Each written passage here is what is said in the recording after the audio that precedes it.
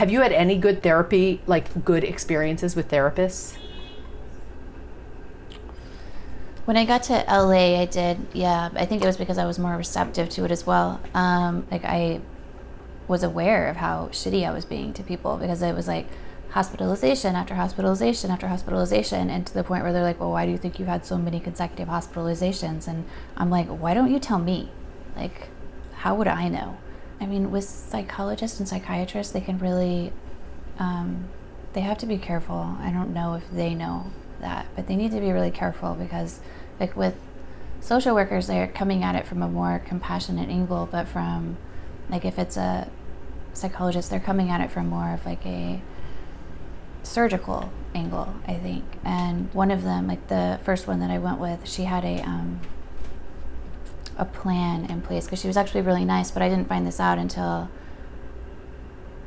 you know, like she had, I had just gotten out of Beth Israel, and I went straight to her office because that's what she wanted, and then two of my was there, yeah. and I don't even know how this was legal, and like, so they were there, and then she like sat me down and told me this thing, and I wanted to leave the office and they wouldn't let me leave. Like stood up and she was like, no, you need to stay here. And I felt like a caged animal, and I grabbed a like, there were two things that I knew would hurt this therapist. One of them was the laptop, and one of them was an hourglass. And I just like knew, like, I don't know, it's like I just knew that if one of those two items would hurt her, like not hurt her physically, but like psychologically hurt her, like if I broke them. So I took the hourglass and I threw it at the window, and then she called the police, and then I was taken down to Madison Avenue in handcuffs, and then immediately like hospitalized again. And I was like, don't take me to Beth Israel, because I had just gotten out, and everybody had been hugging me and like, we're so glad you're better, da da da da da, and like, and then I was like, just don't take me there. So then they took me to Bellevue, and then I was there for 3 weeks. Like, and so, and then I had a good psychiatrist in Bellevue, and then after that I had other ones, and then, you know, like what happened at New York Presbyterian, and those were social workers, and I asked one of them, I didn't ask, I demanded that she call 911, and she hung up on me. Like, it's, like, I'll never forgive her for that, ever. Like, I never reached out to anyone that wasn't a friend and asked for help. And then I was like, you need to call 911. And then she hung up on me, and she wasn't the person who was supposed to be treating me. Like, my person was on vacation, and like, I'll never forgive her for that, like, ever. Like, that, like, we're taught about this in school.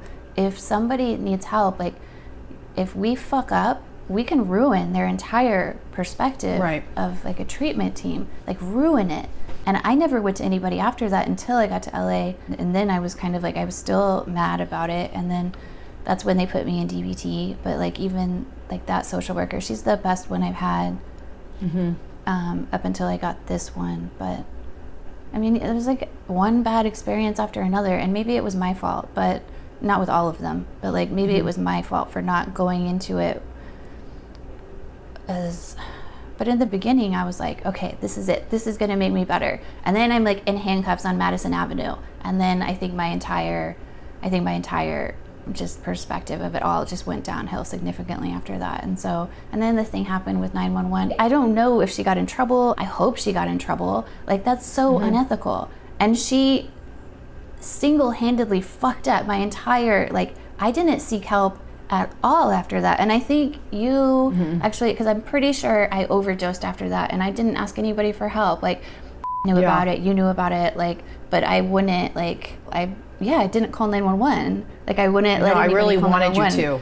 I really wanted you to, but I can't make and you, like, imagine like going in like open-minded, like, oh, like, this is good, this is gonna help, and then one fucking treatment team after another like really fucks up. And I mean, like, even with the really great one, there's like confidentiality agreements. Like, I don't think I should have been able to go to her office and have two of my friends sit me down in there and then tell me I can't leave the office. My vein is popping out. Okay, anyway, let's proceed.